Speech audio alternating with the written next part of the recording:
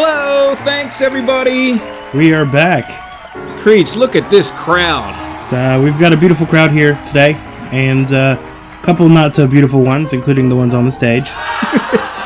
And we have today a very special show. This is actually a fan request. A lot of people want to know our funny movie theater stories. Actual real experiences that you and I have had during our many, many years of going to the movie theater.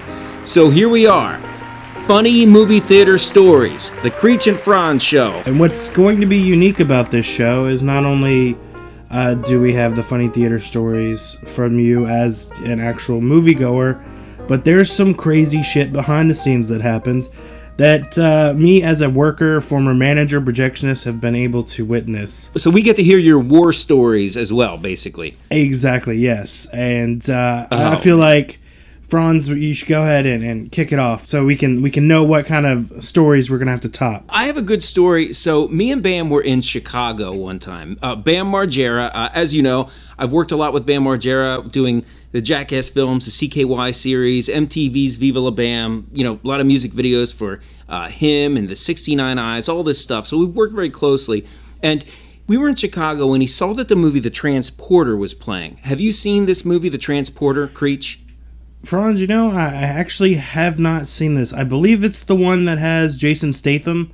It doesn't matter who's in the movie. It doesn't matter if you haven't seen it. Don't bother. But anyway, so Bam sees the movie The Transporter playing, and Bam is really into my cinematography.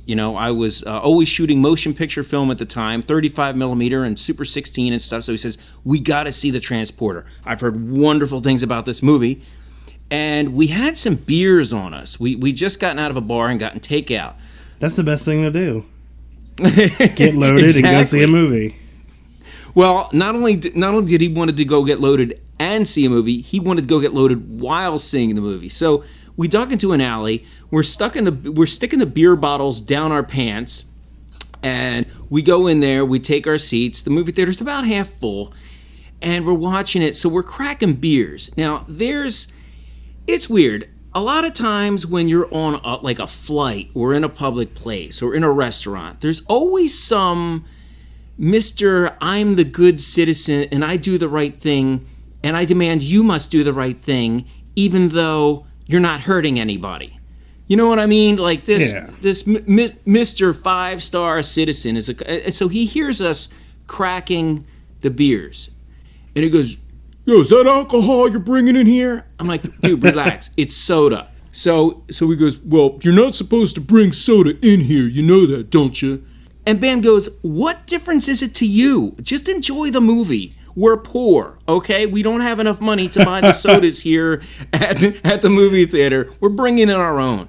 And the guy's with his kid, so he has to be Mr. Morals for his kid to show his kid that he has the high moral authority over everyone around him. So anyway, so we start sipping on these beers, and about 3 beers into it, Bam goes, "Man, I gotta take a piss." And so I go, well, wait for one of the boring parts. He goes, "Fuck that, I'm not waiting for anyone." So he whips out his dick and starts just pissing there in the seat. Now, the piss is hitting the floor, and it's splashing up all over my pants and his pants and my boot, and he's like half pissing on my boots, but I think it's hilarious that he's doing it. And the dude a couple rows in front of us kind of looks down. You can tell he sees the rush of piss. And and so he looks back, he goes, "What are you spilling? What are you guys, you spilling a soda?" And in the meantime, everyone around us is going, "Shh, quiet, we're trying to watch the movie." And so I go, "That's not from us. Someone behind us must have spilled something. Just relax and watch the movie." And then Bam drops his beer bottle. He put it down gingerly on the floor, and then he accidentally kicked it with his shoe. And it starts rolling down the aisle. It hits the dude in the boot. The dude picks it up and goes, "You're busted! Get over here! Security!" And me and Bam were like, "Let's get the fuck out of here. This movie sucks anyway. Fuck you, assholes!" So yeah, that's my big story with Bam Margera watching The Transporter in Chicago. What do you got for me, Creech? What do you got that you think you can top that, Creech? Is that what you think? I'm not sure, Franz, to be honest. I mean, that's a pretty good one to kick everything off with. But yeah, I'm gonna go with one that happened actually during my time as a manager at the theater. Well, this was a 8-screen movie theater, and it is really the cheapest seat in town. I mean, even to today it still is, but back then in 2008 it was like $2 during the day, $4 at night, and that was for first run movies. And it's not in the greatest part of town, so you can see why it's a little bit cheaper. But yeah, so I'm managing the theater, and one of my friends was going through a dark spell, to say the least at the time. He was doing a lot of drugs and making drugs, and unbeknownst to me... Wait. And wait, you just breezed by a very important... And making drugs? Yes. Yes, making drugs. See, I didn't know this at the time. What kind of drugs are we talking about? Are we talking about meth, LSD? What? No, it wasn't anything like that. It wasn't anything like hardcore, like Walter White, cooking involved. What else can you make? What is he growing weed? This was some kind of drug that involved the over-the-top or over-the-counter quercetin and some other stuff that apparently you mix together and you ferment in a toilet, like prison style apparently, which is just weird. But he makes it, and apparently it's as strong as like LSD or acid, and it makes you hallucinate. And okay, but we're gonna get to that part. Okay. So I didn't know he had made this and then actually used this before coming to the theater. But he texts me out of the blue. I'm already working. He's like, "Hey, I really want to come up and see Cloverfield. I've been waiting for that movie for a long time. Do you think you can get me in today?" It was during the week, so the movie theater was a little bit slower than normal. So I was like, "Yeah, sure. Just here's the times. Come up when you want, and I'll get you in." So he comes up. He doesn't seem to be off. He just seems really happy. So I just assumed that maybe he had a great day. Right. And he goes into Cloverfield. He sits down, starts watching the movie. As you know, it's found footage and about a monster attacking New York.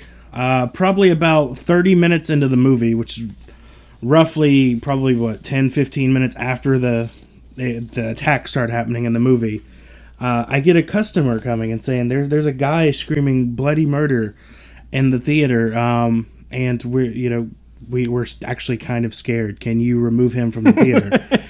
And at first I'm like, oh God, who is this? Like, well, seriously, this is how my day is going to be here today. So I go in there, and the first thing I notice is that the actual voice sounds really familiar. That's screaming. And I'm like, I hear, oh my fucking God, he's killing people. And I'm like, what is going on? I go over to where my friend's at, and of course, it's him that is screaming. And apparently, in his drug-addled mind at the time, he was watching the monster come out of the screen and eat the people in the theater. Like, he was seeing him scoop people up and rip them in half and everything. And he's like, there's blood everywhere. And unfortunately, this ends with, I have to kick my own friend out, who I got in. But wait a minute. But what I don't understand. Okay, but at this point, you have no idea that he's on a hallucinogenic drug. So what is the first thing going through your mind when you see your friend ranting and raving to this degree? I mean, what are you thinking? I wasn't really thinking anything other than I need to get him out of this theater now. I was like, this is not good. I didn't find out the other side of the story for like 2 weeks later, and then he was like, I'm sorry about that. And I was like, what are you talking about? I was like, I was making drugs, and I, took them. And I was like, okay. Well, don't ever do that again, at least if you're going to come see a movie at my theater. Well, what else have you witnessed over there in your years of service as a movie theater manager, projectionist, etc.? The life of a projectionist was pretty boring back in the day. Now I don't even know if they quite exist anymore because most of the digital projectors start and stop the movies themselves.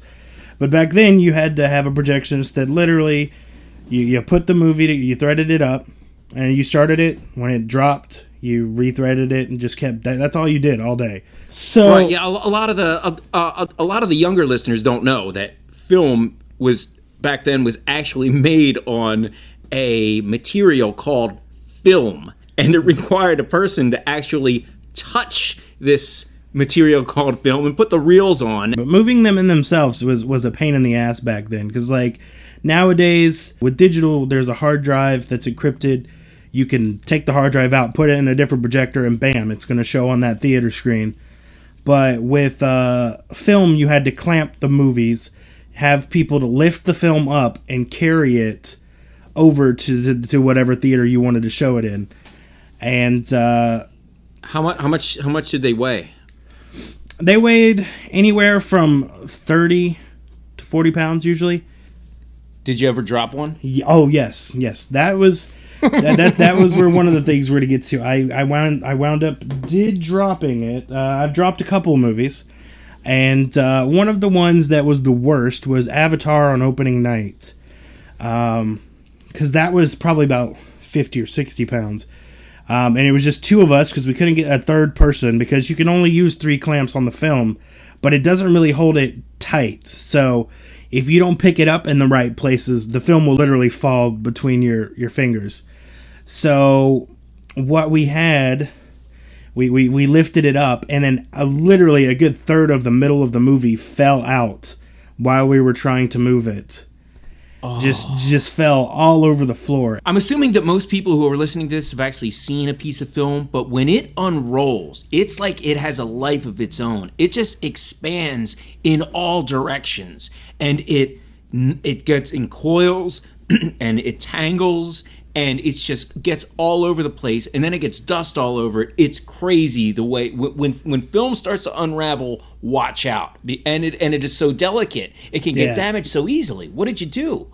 Well, I said a bunch of curse words. That was my first reaction. But yeah, then I was like, well, shit. This is opening day of Avatar, which went on to be the highest grossing film in history.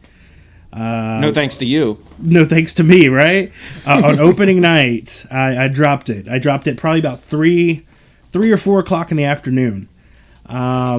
And it took a good, for roughly the reels that dropped on the floor were probably maybe 30 to 45 minutes of actual film.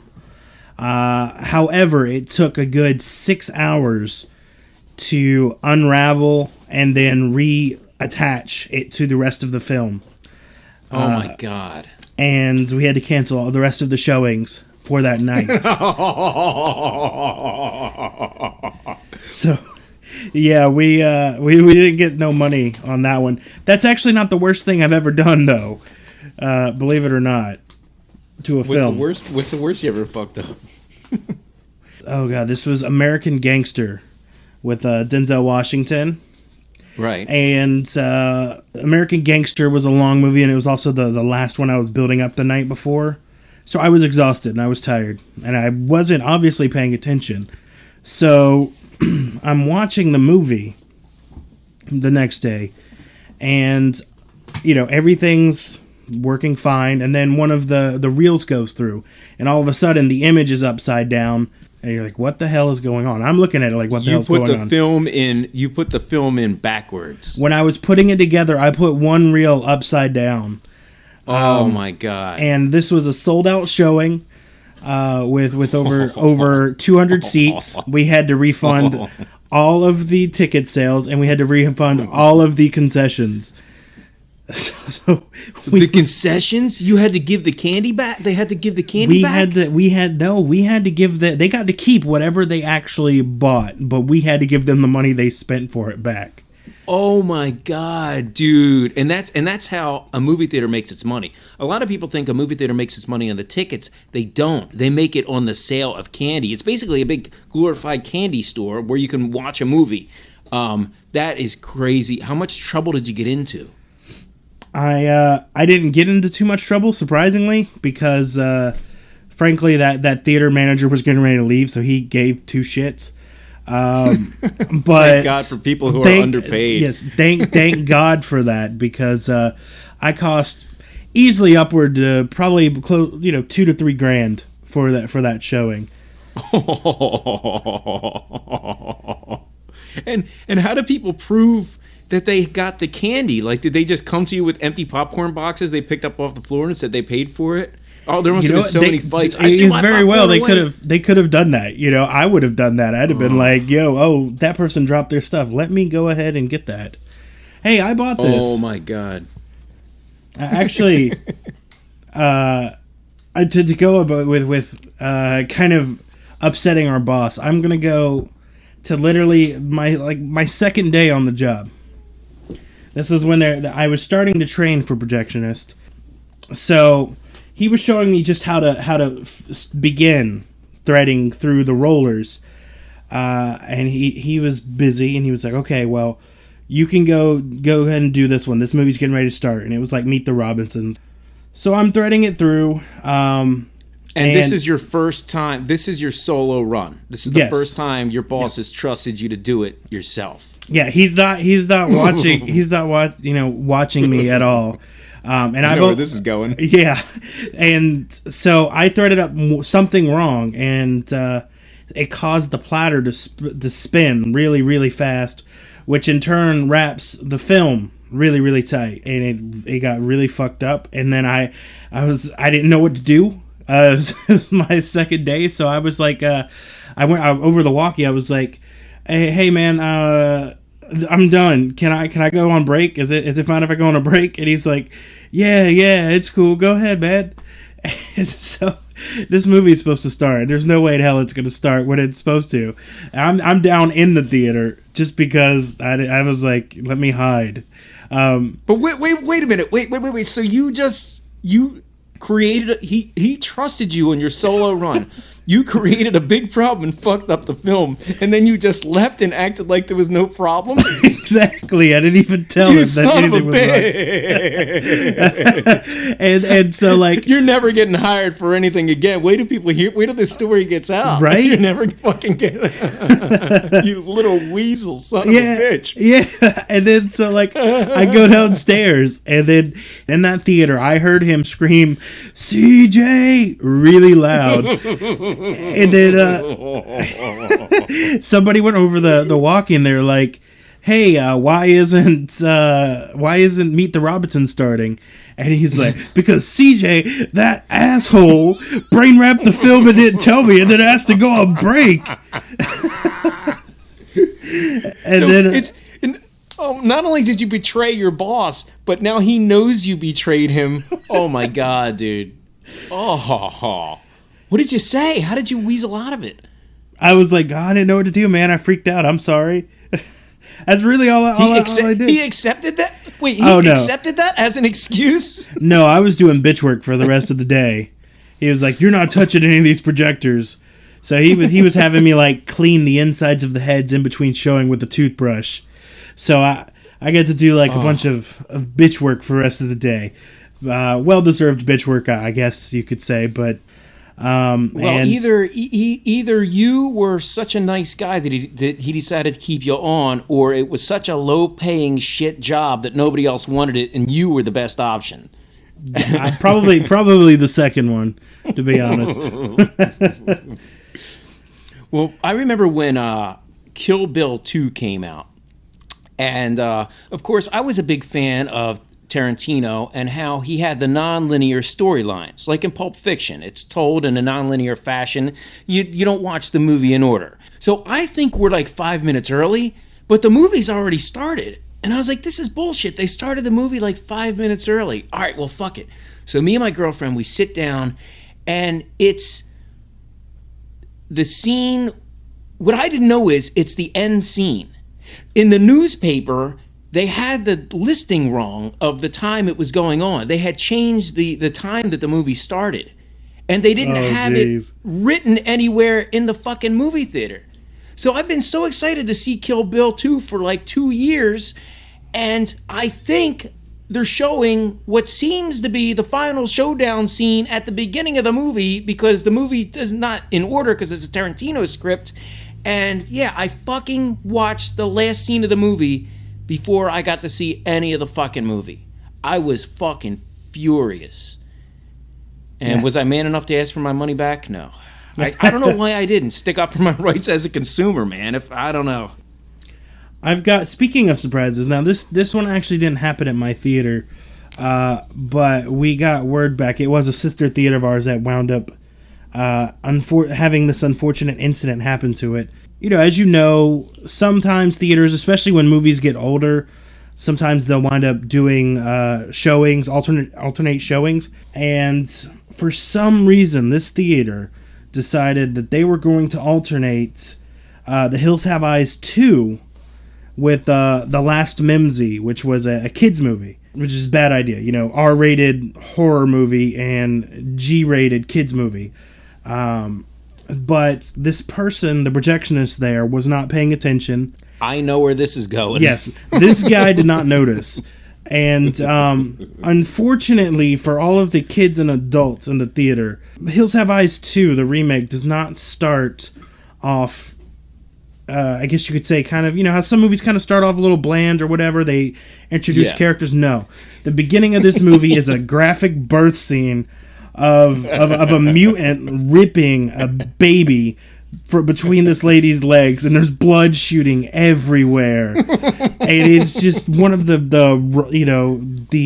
most shocking starts to a movie. I mean, granted, that movie sucked. There's no build up. But there's no build up. There's no warning. No, but that's the first thing that happens. And what happened was there was almost a riot of screaming and crying children and parents running out of the theater after that scene. Running straight to the box office to raise hell. Oh my God! Oh, what were they saying? Oh, the parents were livid because it's graphic and it's very dark. They were upset, and their kids. The kids don't even know what they're witnessing, but they're crying because it's once again very bloody, very graphic. It's a kind of scary looking mutant that's doing it. And it's just a bunch of bad. This person got fired. They didn't get no second chances like I've gotten. They were fired. So basically, those kids, that whole movie theater of kids, is going to have nightmares for the next 7 years. Oh yeah, no, this was 2007. So now they're probably deranged teenagers, adults now. If you turn on the TV and see shit happening in their neighborhood, it's probably them that are doing it now because they were traumatized by Hills Have Eyes 2 in 2007. God, can you imagine how many of those kids are growing up to be serial killers as we speak? Exactly. The death toll could already be huge from this point on. I witnessed the movie theater riot one time, and I went to see a movie called The Faculty. Which I love. Great movie, yes. Yeah, great goddamn movie, right? So we're like partway through the movie, and all the fire alarms go off. I'm like, God damn it. I'm in South Philadelphia, and you get a lot of kids in these movie theaters that like to pull fire alarms. It happens all the time, and it happens a lot less now that there's video cameras everywhere, and it's also a felony. But back then, before the golden age of video cameras, people were pulling fire alarms left and right. And I remember coming out of the movie theater. Now, when you talk about free speech and our First Amendment rights, someone always says, yes, you have the right to say anything you want, so long as it doesn't infringe upon the safety of other people. For example, you can't yell fire in a movie theater. So I go outside the door into the lobby, and there's this black dude on the balcony yelling, fire! Fire!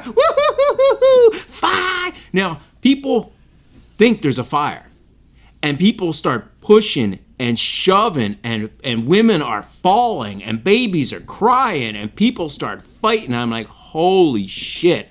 So no one's using the fire exit doors. Everyone's trying to go out into the main lobby. So I go out into the main lobby. There's this like gang of like, now we don't have like the Bloods or the Crips here in Philly, but we got some gangs of some bad motherfuckers, and they were there to see one movie or another, and they were not happy. And they're sitting there demanding their money back.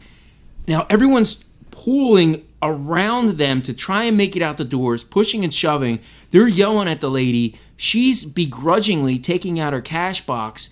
Her manager starts screaming at her to get back here and help me control this, blah, blah, blah. So she just leaves.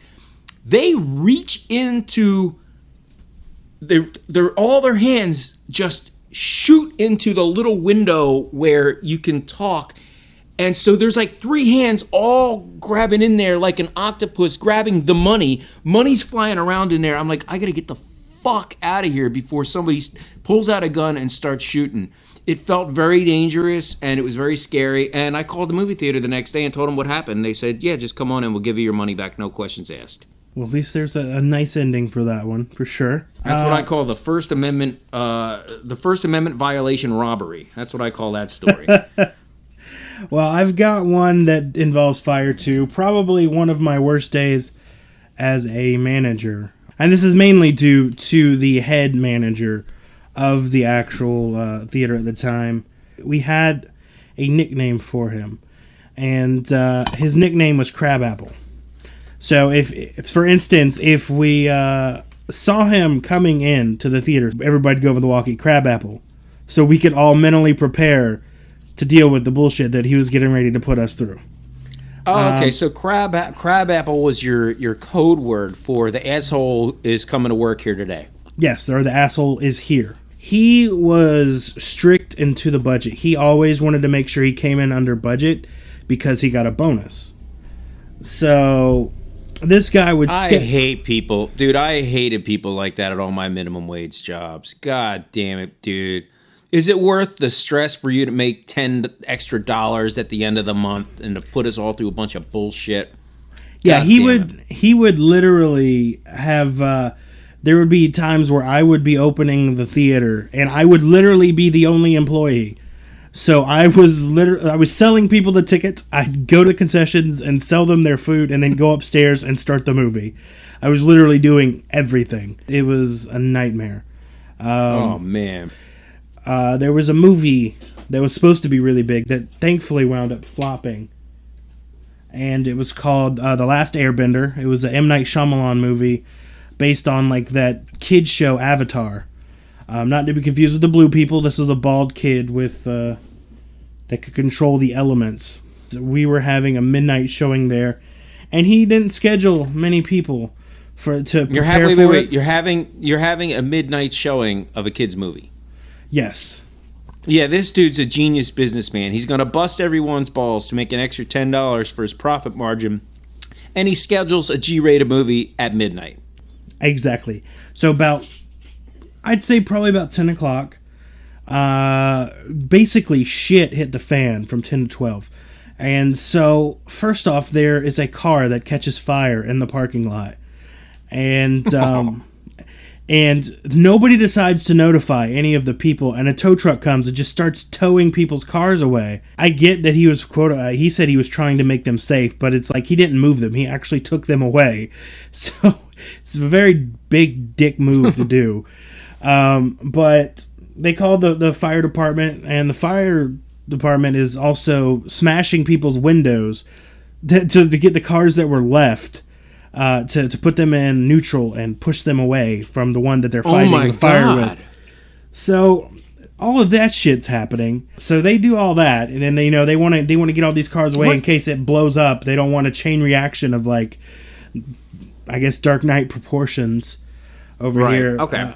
And so they're smashing and moving, and all the people in the theaters are none the wiser. Some people's cars have been taken off, some are now windowless, and we had that headache to deal with. And then when people start lining up for this midnight screening, some jackass decides out of all nights that he's really happy for this elemental bit, I guess you could say, moving kid. And this is he just starts like blowing fire out in front of our box office. Like, see, I was livid. Wait. He's doing what? He's, like one of the carnies or whatever that would, like, spit fire or whatever as like a trick. Yeah, he was out there doing that. And I was livid. I went out there and probably devoured his soul by just staring at him, because that guy took one look at me and completely bolted. Because but don't you need a license to do that? You need like a license and like a permit to do that, and permission. Yeah, I would assume so too. But we didn't hire anybody for this, and this jackass decides he wants to bend some elements himself and start spitting fire. And what the hell kind of neighborhood is this? This is not the greatest neighborhood. It's a nice place to go to get a good old fashioned, cheap movie. Maybe witness a drive-by. There's been people that were shot and that ran into our theater afterwards, dragging blood into the store. Are you serious? I'm dead serious. Oh my God, that's terrible. And I come off as the dick for that, because the guy that got shot, he got shot in like the leg. It wasn't nowhere. He didn't hit nothing. But so it's just bleeding a little bit. But this guy comes bleeding in there. I'm like, get the hell off the bench, dude! You're bleeding all over the floor. And like, I don't want your AIDS. Excuse me. I know you're dying, and I know you've been shot, but I don't want your AIDS when I have to go clean this up. Can you move it along? Yeah, sir? It's like, I'm gonna need you to go die somewhere else if that's the case. But from what I hear, people like to do sexually perverted things in a movie theater, and having worked at one, you must have seen your fair share of interesting activities when the lights are out. Creech, am I right? Am I right? Yeah, you're definitely right, Franz. Do tell. I've seen quite a bit. The one that sticks out with me the most is when I was a projectionist. You have the people that just sit in the theater watching the credits, and so I wanted them out so it could be, the ushers could go ahead and clean. So literally almost as soon as the movie ended and it just starts listing the cast members of the movie, I'm turning the lights on, and so that people will get up and leave. But I did that, and I can't remember what movie it is. I only remember that it's a movie that had Nicolas Cage in it. I don't do this, but I glanced down as I was turning on the lights, and I saw movement, and the next thing I know, I'm looking at a girl on top of a guy, and they're staring at me with like deer in the headlights. And they look at me knowing that I know exactly what they're doing, and I'm feeling extremely awkward for turning on the lights and having to witness this. So I just turn the lights back off and then slowly step away, and just never mention that again. So they have a vision ingrained in their memories of having sex and then seeing your face watching them. But who gets that turned on during a Nick Cage movie? I mean, what's there to get a boner about? I don't know either. There was another movie. It was like the last showing, which is usually when people try to get their freak on, because there's not many people in the theaters or whatever. They're being risky, and I believe they were the only two people in the theater, but they were doing it in the middle of the movie, and I caught them. A lady's head kept going a little bit further down south than just to pick up anything, if you get my drift.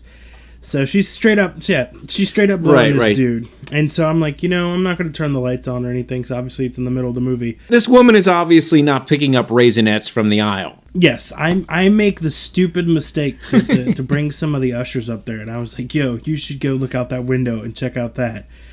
And so, of course, they look and see it. And then their smart idea is they go back downstairs to the theater that they're in, open the door ever so slightly, and just scream, "Ew!" at the top of their lungs. Yes, mature. At the top of their lungs, and then run out giggling. So immediately, the people were pissed off, and they wanted to speak to the manager, and they were very upset that they were bothered.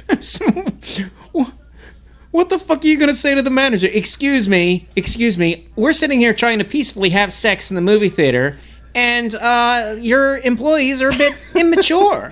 Yeah. How do you complain about that? They complained about it, and they got free passes to see another movie.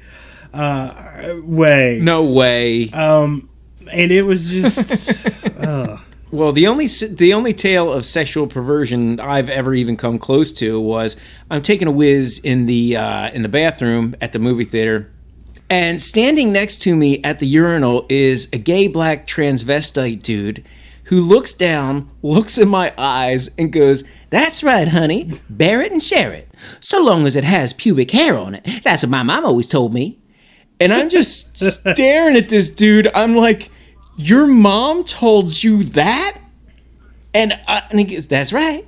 As long as the person's old enough, you can do whatever you want. You know what I'm saying, honey?" And I'm completely freaked out. I'm like, "No, I don't know what you're saying. I'm just trying to take a whiz here." And that was, that's about as far as I got to first base in a movie theater. Weren't you telling me that one of your friends realized he was gay for the first time in the movie theater while you were working? What's the deal with that? Well, there was this one guy, and I'm not homophobic. I have actually quite a few gay friends, and sure. The thing was, one thing annoys me is I get that it may be hard to come out, but when you're so flamboyantly like over that point, like I don't see why you'd want to hide. You're right. One time, a friend of mine came out to us, and he was like, "I have news for you guys. I'm gay." And we were like, "Dude, we've known." He's like, "How did you know? You're gay and we love you. Come here.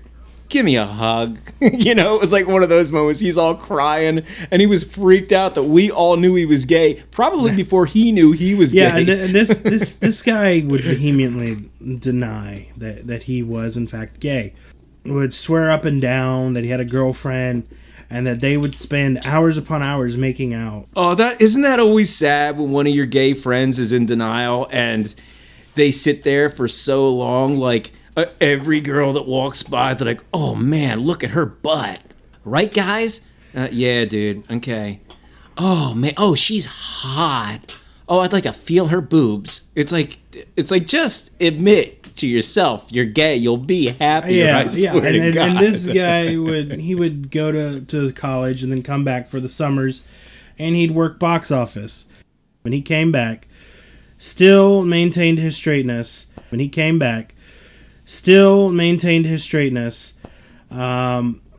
However, we had another manager there with me. His name was Ryan, the gay dude, the gay guy in denial, dude. Yes. The JID, the gay in denial. He radios that he needs help in box office, and that he needs access to the safe.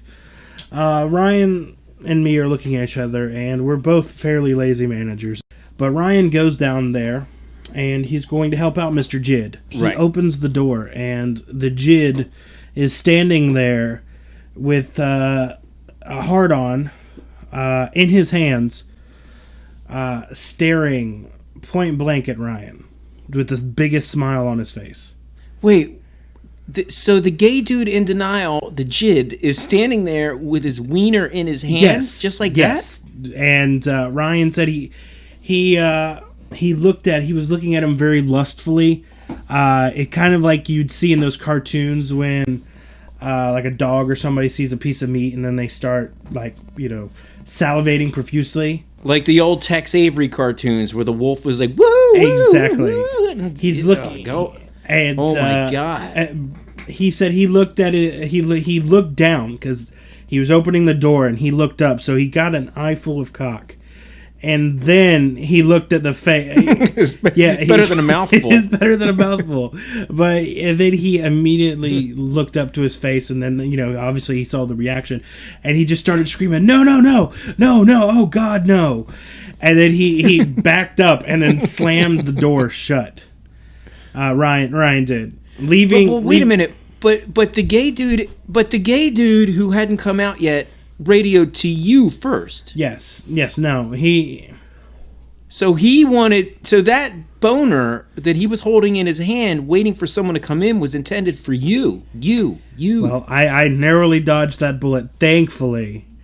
But wait, so at the end of the day, he was just waiting for the next dude to come in to see his whack. Exactly. It didn't seem to matter who it was. He was just ready to, I think, officially come out. But then he kind of backtracked a little bit, I'm going to be honest. After Ryan almost fell out of the box office from backpedaling, Jid put his thing back in his pants. It came out and was like, ha, I got you. That was a good joke, right? Good guy joke, right? And that's a joke. No, it's not a good joke. And that's what Brian was like, no, let's just not speak of this. Can you go back in the box office and work? And he's like, okay, I'll do that. First of all, if it was a joke, what are you doing with a boner? Like, how do you get a boner from a joke? Like, are you so sexually turned on by the fact that you're going to perform a joke that you get a boner? Like boners don't work that way. Like, you get one from getting sexually aroused, not from the prospect of being able to pull a good joke. Exactly. It was a horrifying experience for him. But after he worked the rest of his shift that day, and he was like, as he was leaving, he's like, I got you again. That was a good one. And then he never showed up to work again. No, he never came to work again. That was his last day. He just never came back for any of his shifts.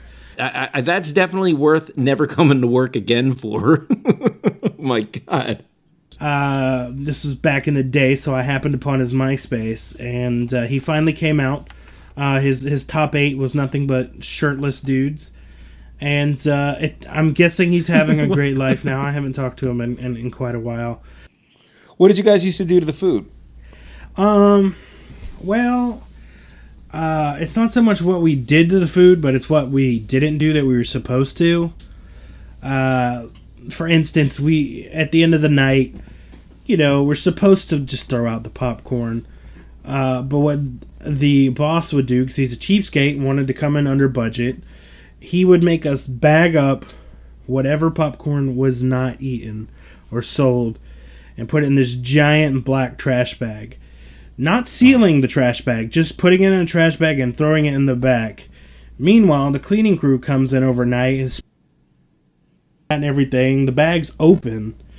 So chemicals are getting into it and whatnot, all sorts of grossness. Then he would want whoever was opening the next morning to put that batch of popcorn that's now 12 hours stale and full of all sorts of chemicals back in the popper, or like in the heater, and just rewarm it up and sell it. Yeah. A lot of employees would use the customer cups that they'd wind up selling. Some didn't have the greatest of a hygiene, or the sexual diseases that come along with it, to be drinking out of cups and reselling them. But oh no! But they would use the cups and then rinse it out with water and resell it to the other customers. Because they count the cups at the end of the night, and that's how you do your count as to how much money should be in the drawer. Yeah, so you got some zit-faced teenager with herpes all over his mouth from having unprotected sex with some horrible-looking girl. Or somebody who has a really gross cold sore that may not just be a cold sore. Yeah, it's called herpes. Yeah. This movie theater that you worked at doesn't sound like it was in the greatest of neighborhoods, but sometimes seeing a movie in a bad neighborhood can be a lot of fun. As a matter of fact, some of the antics in the theater that you see among the audience is actually more entertaining than the film. Now, I am a big Jackie Chan fan. I remember when I saw Rumble in the Bronx. I had to go. There was only one theater in the city that was playing it, in West Philadelphia. So I go into this movie theater. They want to scream at the movie whenever they like something. So, for example, if there's some guy and, there's something around the corner waiting for him, they'll yell, "Oh, shit! oh shit, look out, motherfucker. And it's a lot of fun. I mean, it's better than 3D. It takes you into a new dimension of film watching. And so we're watching Rumble in the Bronx. So the dude in front of me gets a phone call in the middle of the movie. And rather than like turn it to silent, he just picks it up. Hello? Yo, what's up? Shaniqua, you know what? What the fuck you doing calling me while I'm watching the movie? I told you I was going to fucking movies. I don't care what's going on at home. Hello? Hello? Can you believe this shit? The bitch hung up on me, you bitch. So he dials her back and starts screaming at her. He's like, don't you ever motherfucking hang up on me when I'm in the motherfucking movie theater, you bitch. How dare you? Who the fuck you think you are? Who the fuck you think you're talking to? What the fuck? Have you lost your goddamn mind? You don't disrespect me. You never did. And none of us are asking this man to shut up because the fact that he's in a phone argument, he told her to get off. He didn't want her calling when he's in the movie theater. She hangs up. He calls her, but the situation is so ludicrous. We are all laughing, and I actually had to see that movie again so I could play catch up because I missed a great fight scene. But it was worth it, man. It was that was a fun night seeing Rumble in the Bronx. One of my friends took me to see a movie for my birthday. It's this little movie called Borat. And he was Jewish. And that movie is not very nice to Jewish people. Right. Yeah. There's a lot of humor one could argue is bordering on anti-Semitic, but I think it's done in a fun way. Yeah, no, I thought it was hilarious, but it's anti-Semitism in the nicest way possible. I got to watch one of my friends just basically turn white from being offended so much. This look on his face, like his jaw dropped so low, you thought he was getting ready to blow somebody. Well, you should have went for it. Yeah, it was just probably one of the most awkward experiences. Because I enjoyed the hell out of it, but I didn't know of the content. So when he was like, "Oh, I'll take you for your birthday," I was like, "Okay," and then he was like regretted it immensely. Needless to say, we never saw another movie as well. He stopped going to movies just because one movie had some Jewish humor?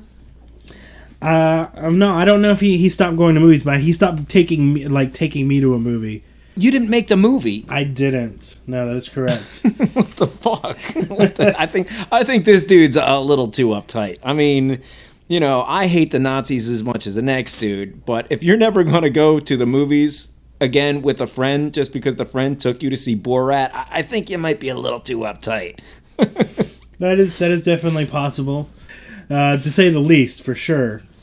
I've got a different kind of crazy story. Involves our favorite douchebag manager, but this one is going to be one of the ones that led to the end of my time at the theater. Now, this manager, Crabapple, one of the other managers had called out, so it was me and him at the end of the night, closing down the theater. So while I did inventory, he went up to count the money, you know, of all the drains and all of the sales for the day. He went ahead and did it and dropped the money in the safe, and I finished inventory and left at like 6 in the morning. Now I come back at 10 in the morning because this jackass scheduled me to come back at 10. So 4 hours later, I'm back, and I'm counting the safe, getting it ready to open up, and I'm like, wait a minute, there's like $5,000 missing out of this safe. What? And I'm like, what the hell's going on? So I get the other manager to come in there, and I'm like, count this. Like, maybe it's just because I'm exhausted, but I'm missing $5,000 out of this safe. And he look, I feel exhausted, but I'm not exhausted enough to miss $5,000. But maybe I'm wrong. Go ahead. Yes, yeah. He counted, and he's like, dude, there's like $5,000 missing from the safe. And I was like, okay, so that's what I thought. So obviously, the first thing we're gonna do is we're gonna call Crabapple because one, he was the last person to handle money. Yeah, but you're also a suspect too because you've also handled the money, trying to blame it. You could have been trying to blame it on him, Creech. Exactly. Well, no, yeah, he submitted that the money was there, and then when we counted in the morning, it wasn't there. So we call him, and we're like, "Hey, there's $5,000 missing in this safe," And he's like, oh, okay, well, let me be right there. So I was like, okay. About 4 hours later, he shows up. He lives about 20 minutes away from the theater, by the way, in a new car. Oh man, what the fuck? In a new car, a new convertible. Wait. Walk us through the dialogue. So he shows up in a new car. He came in chipper as always. He was like, "Hey guys, how's it going? Hey, Mr. Creech, how are you doing?" And just walked upstairs like nothing was happening, like there wasn't $5,000 missing. And corporate calls. But he knew that the reason you called him was to tell him that there was $5,000 missing, and then he comes in a new car and walks right away and doesn't talk to you guys about it. Exactly. And then he tried to blame us, the corporate, and we found out, and we got a hold of corporate, and we're like, "Yo, look at this shit. I worked last night. I didn't touch the money at all. This guy comes in with a new fucking car." And eventually he tried to pin it on me, and I was just like, forget this. And I wound up leaving the theater and getting unemployment for a while because he couldn't pin it on me, and he wound up getting fired and shipped away. Who steals $5,000 and immediately buys a new car that night? Who does that? Who's the same guy that literally, he's the only manager I had ever worked for that got investigated for child inappropriate touching. Oh my God, that's terrible. This manager, Crabapple, would bring little girls up to his office, and he'd close the door, and they'd be in there for like 20 or 30 minutes and come out with new theater t-shirts and posters and everything. And so like the employees of the theater wound up writing corporate and being like, "We think he's molesting girls in his office," because it was just so freaking weird. Well, Creech, we got time for one more story. Do you got a big ender for us? Actually, I do have one. Oh, no, please do. Please do. Now this one, I don't even know if I can get in trouble for this one. Then it has to be good. Yes. Now this one, I'm going to use no names. It's not something I personally did, but I witnessed them. I witnessed them do it, and then allowed it to be sent off like this. Okay. Yeah. Now, have you seen the movie Fight Club? Right. Yes. Okay. So there's the scene where Brad Pitt's talking about splicing together porn into movies, right? Yes. Now, we're a first-run theater. We only show up to rated R. But one of my friends that was a projectionist was getting ready to leave the theater, leave the job. And the boss pissed him off. Like, this was... So what he did was we had both the movie Forgetting Sarah Marshall and Iron Man 2 there, and they were getting ready to leave. So we were going to have to break it down and ship it off to the next theater. Now, there's a scene in Forgetting Sarah Marshall in the very beginning of the movie where Jason Segal's character finds out that his girlfriend doesn't want to be with him anymore. And he had just taken a shower. So when she says she doesn't want to be with him anymore, he uses his hands to cover his mouth like he's shocked, and then his towel drops, and you see full frontal male nudity. Oh, good. So what? Sounds like my kind of movie. Yeah, but basically that clip right there, my friend cut out of that movie, and then what he did was he got to the end of Iron Man, where Tony Stark reveals, "I am Iron Man," and then it goes into the credits. Well, before it goes into the credits, he inserted that scene of the guy getting shocked and dropping his towel and exposing his male genitalia, and then it goes into credits. Yeah, especially when you consider, Iron Man was more kid oriented. It was PG, and so you have like this. Okay, the movie's so great, and then I am Iron Man, and then an eye full of dick into the theater. So we don't know where the print went to, but there is no way they would have caught that. So it at least screamed one time. So in other words, he splices in the dick scene at the end of Iron Man. It's I am Iron Man. We see a dick, and he wraps it up, sends it out to the next theater. The next theater is not going to check the whole movie. So somewhere in the world, a room full of children watching this movie saw I am Iron Man and just saw a dude's pants drop and a dick fall out. Yes, exactly. Some second-run theater somewhere in America got the Iron Man, the R-rated Iron Man cut.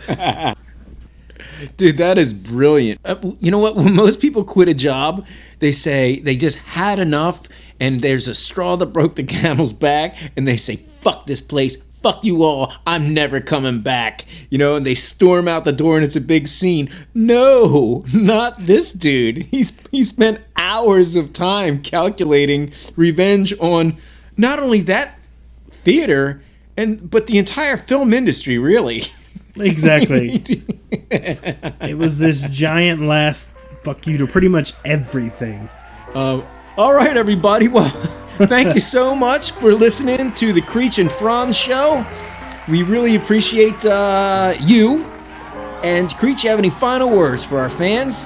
Had a great time. I hope you enjoyed these crazy-ass stories of movie experiences. Yes, and don't forget to send us your recommendations for shows, topics that you would like to hear about.